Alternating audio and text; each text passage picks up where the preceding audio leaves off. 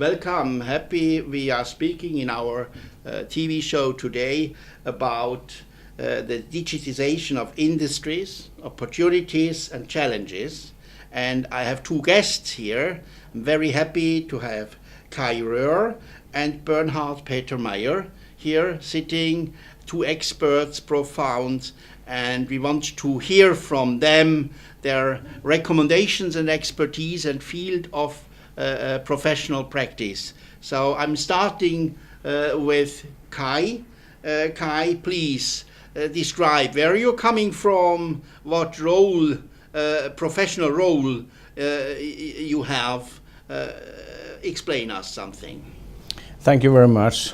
So my background is diverse. When people ask me what I do, I either don't answer or I say I hack people's minds because that's some of the stuff I do.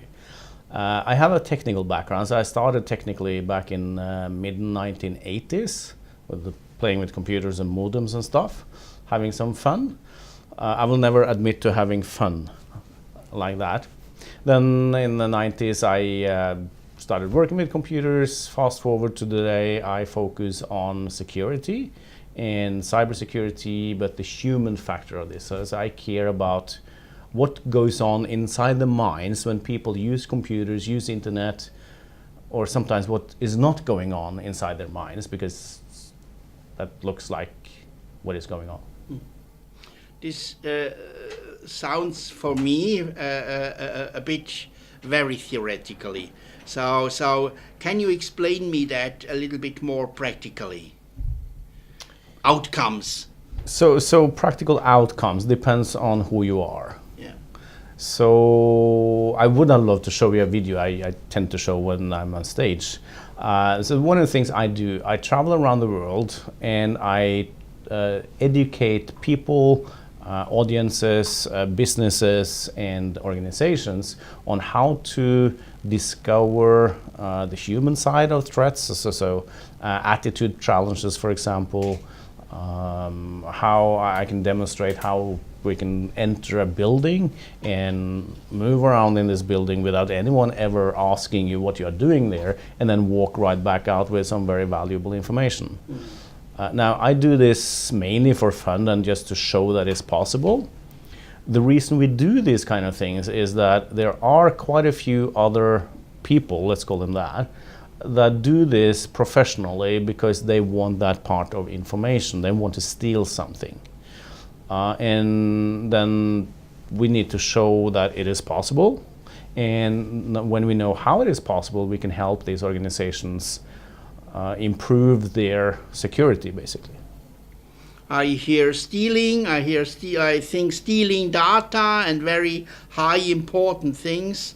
So my question is clear. What are some of the security challenges facing digital disruptive technology in your eyes as an expert in this field? So that was a very easy question, right? How many days? The question is easy, but the answer? Exactly. So there are many issues to take care of, from policy making to governance to technical sides to the human side. I believe that we can improve quite a few of these areas.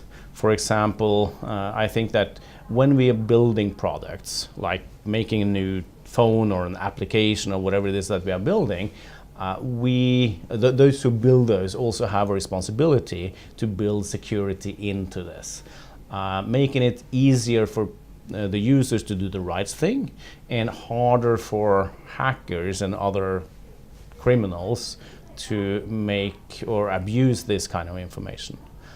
So that's the technical side. Then I believe in training people.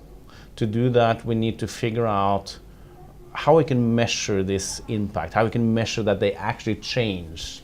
Because what we are looking for here is a behavioral change, not just awareness, not just having them know something. We want them to do something. Then I mentioned policies. I believe that we need, for example, World Economic Forum and to influence and help influence policy making on government and local levels, and global standards. And mentioning global, I think that global. So one of the things I've seen here in Romania, and I see this back home as well, we tend to focus nationally or even locally. But when it comes to disruptive technology and security, this is a global phenomenon. And that means we need to lift our eyes a little bit and handle this from a higher level. Sounds like a criminal story in the night when I'm watching TV and I need my criminal story to sleep in. Is that real? So there's short and long answers. Yes, it's real. So there are a lot of criminal activities going on. Cyber criminals, they tend to call them. But there are also other sides of these threats. There are normal employees making mistakes, for example. Normal employees not being trained properly to do or use systems properly. Normal employees not having the right kind of technology. For example, that they use Windows 2000. I hope no one do that anymore. But old hardware, old software, who are no longer being secured, which means that we solely rely on employees who do not really know security and shouldn't really know security to secure and keep their computers safe. And we need to change how we do that. Are these minor cases or is this very frequently? Yes, they are very frequent. Yeah. So you have, for example, when it comes to employees making mistakes, that happens every day, everywhere, all the time. Their numbers varies. Today we saw like 50% of insiders. I've seen numbers from IBM, if I recall correctly, last year, 98% of cyber threats relying somehow on human error. These numbers varies, but the fact remains it is a huge problem, and we need to tackle that problem in a nice way. Okay, many thanks. So my last question to you on your side, and then I want to switch over to Bernhard. What can entrepreneurs and companies do to improve their security culture? It's an easy fix. They apply some of the available frameworks and best practices on building and maintaining security culture. In a development or on entrepreneurs focusing on disruptive or digital technology, that means, for example, implementing things like the software development lifecycle and mixing it with, for example, the security culture framework. And then by combining these things, you have both good technology, good processes, and good training and metrics of your employees. So when you build great products, because that's what you want to build, right? You also know that they are great in the code and in the deployment. You're speaking about great, and one of the great organizations for me and for Business Days is World Economic Forum. And I want to use that to switch over to Bernhard Petermeier and ask you first to present yourself, where you're coming from, and then I will ask you about something of the World Economic Forum. Okay, very well. Thanks, yeah, it's a pleasure. Thank you for inviting me. So my name is Bernhard Petermeier. I'm working for the World Economic Forum Technology Pioneers. I have a very strong background in technology. So I've been a scientist, an engineer. I've been working for research organizations in the public space as well as in the private space. I've been an entrepreneur. I switched over then to business. So I'm trying to very challenging everything. Yes. I like challenges, and I like to see different parts from different angles. So I try to bridge business and technology. This is my passion, both of them, and I try to do that in the best possible way. And my capacity at the World Economic Forum is basically I'm working for a group, for a team that is called the Technology Pioneers, what we're doing basically is we're having a look throughout all around the world, in all the startup hubs in the world, and have a look what are the entrepreneurs, what are the startups that will change business and society tomorrow and in the future. And we are trying to select them, we're trying to connect with them, to understand their ideas, and bring them into the World Economic Forum, because, as you know, the World Economic Forum's mission is to improve the state of the world. So there is a lot that technology can contribute to that kind of mission, and we're trying to achieve that. It's very interesting, and I have to explain to the public a short story how we came together. We connected on LinkedIn first, and then we communicated via mail, as you do it that very professionally in business, and then we met in Geneva. And I was very happy, curious, what is this guy, how he is doing. He explained me that time that they got now the message to build up a very quick timed and a hub in the States, in Los Angeles. Yes, San Francisco. Oh, San Francisco, yes. Yes. Yes, and technology hub. And you have had to build up in short time with a team of pioneers a huge project. Yes, tell me a little bit, only a little bit. We don't have the time for it, but I want to have that. This is how the forum works, right? Yes. We are very agile. So as soon as we are detecting that there is something that we could really do and where we could have an impact, we are doing it. And San Francisco, we just see that the Bay Area is so vibrant and there's so many innovations coming out of that. So we want to have an office there. We want to work directly there with the entrepreneurs. And we want to have kind of a facilitation there of what we think are the biggest challenges in public policy. So we are really trying to get everyone on the table. We are having this multi-stakeholder kind of approach of bringing every different stakeholder together on the table, discussing things. And we're really thinking that public policy, especially in the technology side, is something where you have to be agile and where a little bit of facilitation is really needed. So this very good. I like that. I already saw this situation with a colleague from you, with Andrei Berdichevsky. I had a Skype meeting with him in New York about autonomous developments and automotive ideas and technology in the smart city area, and another one in the area of manufacturing and dissemination. And it was great, and he explained about what they are doing in Boston now, and it's just coming from China, and having before broad experiences in Mexico. So it's real great what you are doing. Absolutely, and we have to have this kind of global view. So we see that many people have a good view, but many of them are just purely national, right? So we really don't want to have this global view, and I think it really makes sense to have a discussion broadly. So tell me a little bit more about this World Economic Forum technology pioneers. Sure, absolutely. Who are they? Why does the World Economic Forum have such a strong focus on technology? I think there is. I think this is pretty obvious that our life today is so much influenced by technology. So it's way more, and it's becoming more in the future. And we see that this is causing some kind of disruption, not only in the economy, not only in business terms, but also for the people out there. And they really cannot really understand everything that is going on. So we feel that there is a need for an organization that's bringing everything together, having multi-stakeholder discussions about this.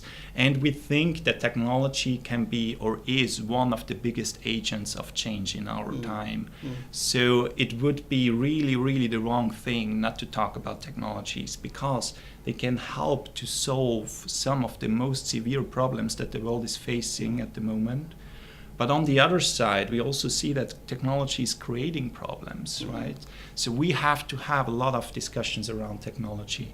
And I think it makes hugely sense to do that. And the technology pioneers, to answer your question, we are a team that are really selecting these startups in all different kind of fields in the industries that we think will really be transformative in the next few years. So they have to be young, they have to be very innovative, they have to be hungry, basically.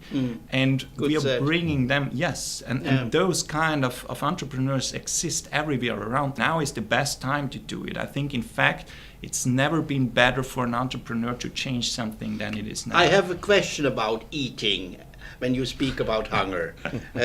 What technologies and trends are you looking for with the technology pioneers? It's really very, very diverse. So we don't want to restrict ourselves to specific industries or something Speak about like the starter, the main courses, the desserts. I come to that. I see Okay. you're pretty greedy. Huh? You want to get directly into it.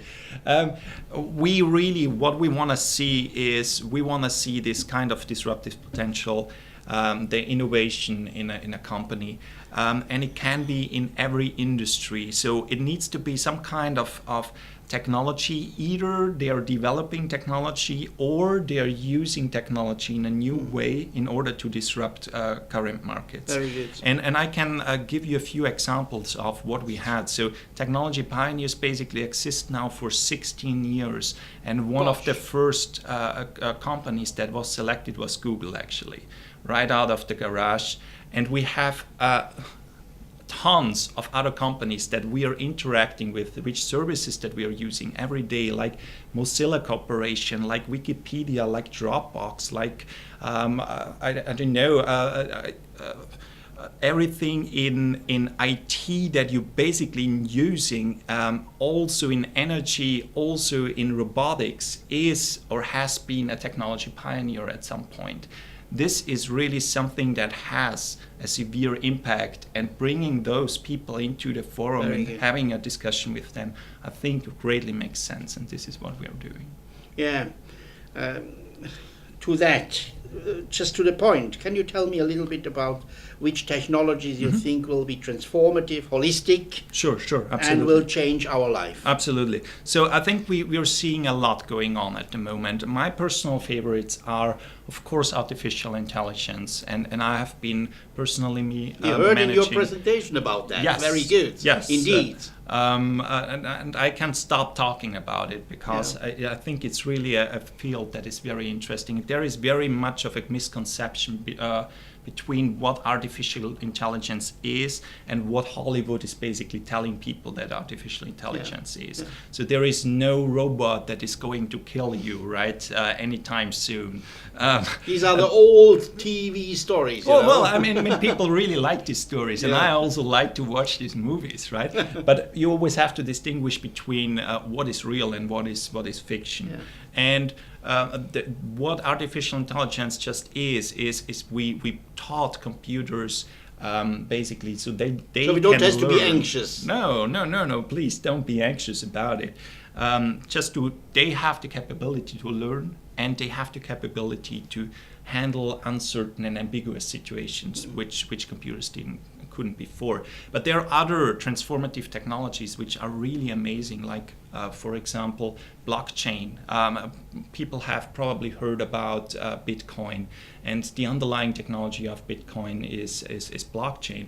So many people are talking, is Bitcoin for real, or is it just people playing around with it? I think it doesn't matter, because the technology that is underlying a blockchain is here definitely to stay, and this will have a huge impact in our everyday life outside of the financial industry. So there is really all across industries where blockchain could be involved and will be involved. And a third one, if you may give me the few seconds, for a third transformative technology that I would like to mention is Crispr technology in biotech. So this is basically reprogramming our genes, and the huge potential that this technology has is just you cannot even express that. I mean, you could really, really do extreme good with this technology. Wow. But on the other side, on the wrong hands, this technology could be our nightmare, basically.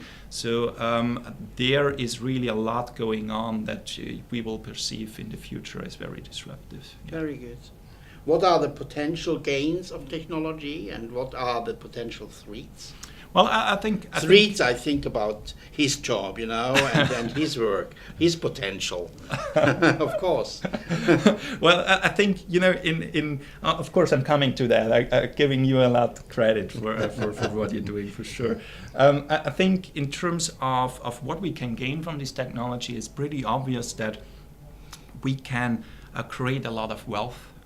Technology has always created a lot of wealth, right? And if we're talking about poor and rich, it's probably a different poor now than we had before all those technologies came into our world, basically. So in principle, technology is a very, very good thing because it creates wealth and it creates well-being for everyone.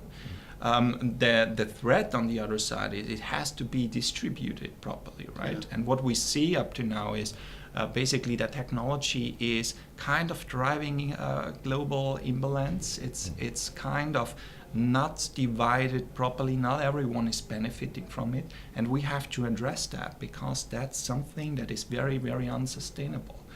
And of course, there are other different kind of problems and threats that we have, like cybersecurity, like data privacy. Governments have to be more agile in order to adapt, be more active than reactive, basically. So those are huge challenges that we have to rethink and find a solution for in order to take the positive side, but prevent us from suffering from the negative side of technology. The time is already over, or is over, but I know from the president of the Business Days that if World Economic Forum is sitting on our neck and in our TV studio, we have some additional credits. So I has two additional questions which I want to have presented to you because it's very important and because it is bringing your field of expertise together with Kai's field of expertise. What can be done against the negative implications that technology has on society? Well, it's a difficult question. It's a very difficult question, and I partially already answered it. It's a test for good expertise.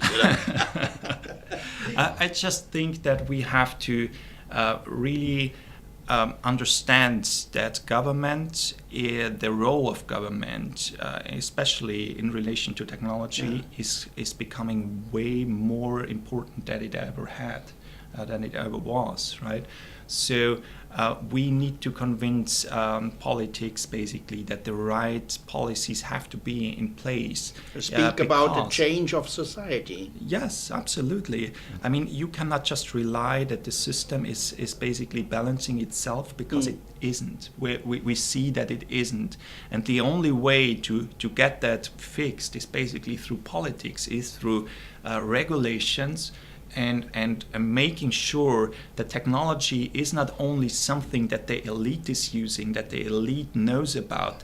The wealth that is created through technology really has to also benefit a broad mass, a broad kind of middle class.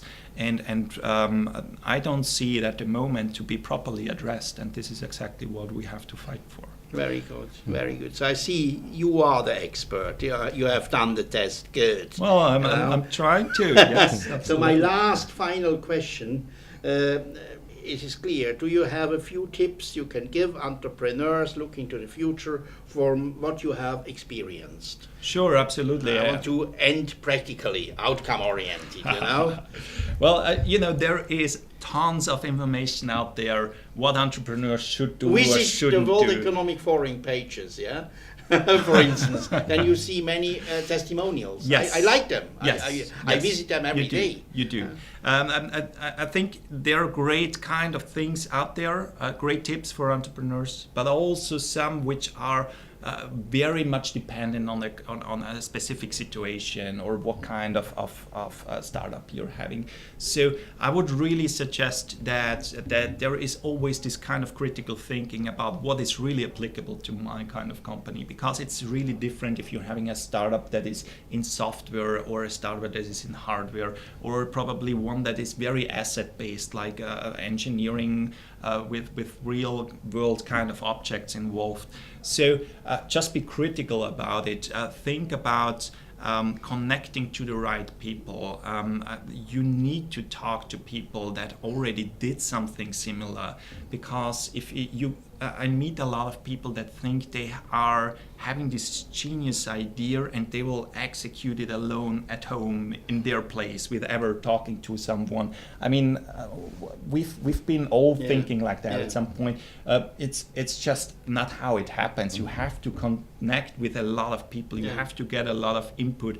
The idea alone is good, but nobody, and I don't really have heard from someone that people are stealing immediately your idea when you're talking to other entrepreneurs. No, people want to help you. Take that help, take good advice from people who have gone through the right thing. And also think about many people talk about, financing, should I do venture capital or should I raise money from that? It doesn't need to be like that. You can also bootstrap. You can really build it up from your own kind of thing without an injection of huge amount of investments.